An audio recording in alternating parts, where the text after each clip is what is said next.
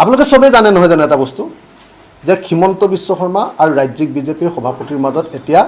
তুমুল শীতল যুদ্ধ জানে নাই বাৰু চবেতো জানে হিমন্ত বিশ্ব শৰ্মাৰ কি নাম আছিলে এইটো বোকাখাটৰ যে আকাশ ফুকন আলাসৰ লাৰু আকাশ ফুকনক একদিনৰ ভিতৰত এক্সপেল কৰি দিছে যেটো কৰিব পৰা নাছিলে আগৰ সভাপতিজনে কাৰণ হিমন্ত বিশ্ব শৰ্মাই তেওঁৰ ৰক্ষা কবচ আছিলে হিমন্ত বিশ্ব শৰ্মা এই যে বিজেপিৰ ভিতৰত সভাপতি আৰু মুখ্যমন্ত্ৰীজনৰ মাজত সংঘাত লাগিছে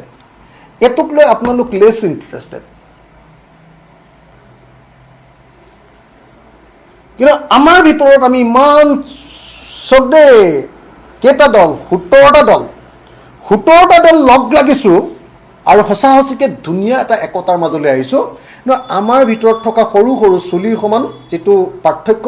হেতুক আপোনালোকে চুলচেৰা বিশ্লেষণ কৰি চুলিৰ পাৰ্থক্যটোক আপোনালোকে হাতীবধাৰ ৰচিত পৰিণত কৰি দিছে আৰু হিমন্ত বিশ্ব শৰ্মা আৰু ৰাজ্যিক বিজেপিৰ মাজত থকা সংঘাতটোক আপোনালোকে নিজে দেখিছে যে হিমন্ত বিশ্ব শৰ্মাই বিজেপিটোক HBH কোম্পানী প্ৰাইভেট লিমিটেডত পৰিণত কৰি পেলালে বিজেপি বুলি কোনো বস্তু নাই হিমন্ত বিশ্ব শৰ্মাৰ কোম্পানী হৈ গ'ল এটা তাক ফাইট বেক কৰিছে কোনে নতুন ৰাজ্যিক সভাপতিজনে এই হিমন্ত বিশ্ব শৰ্মাৰ দাদাগিৰি দলত নহব আপোনালোকে চবেই জানে নহয় জানো এটা বস্তু যে হিমন্ত বিশ্ব শৰ্মা আৰু ৰাজ্যিক বিজেপিৰ সভাপতিৰ মাজত এতিয়া তুমুল শীতল যুদ্ধ জানে নাই বাৰু চবেতো জানে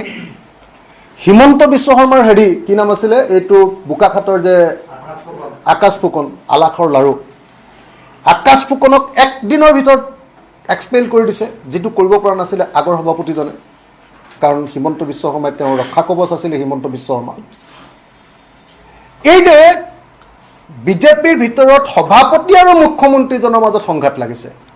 এটোক লৈ আপোনালোক লেছ ইন্টাৰেষ্টেড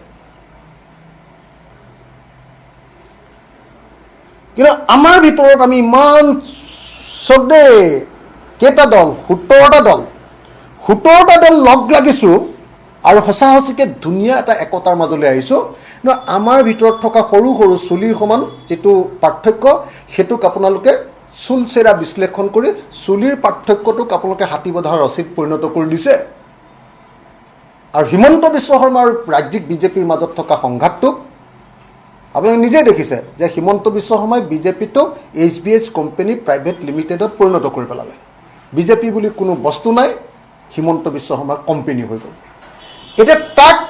ফাইট বেক কৰিছে কোনে নতুন ৰাজ্যিক সভাপতিজনে এই হিমন্ত বিশ্ব শৰ্মাৰ দাদাগিৰি দলত নহব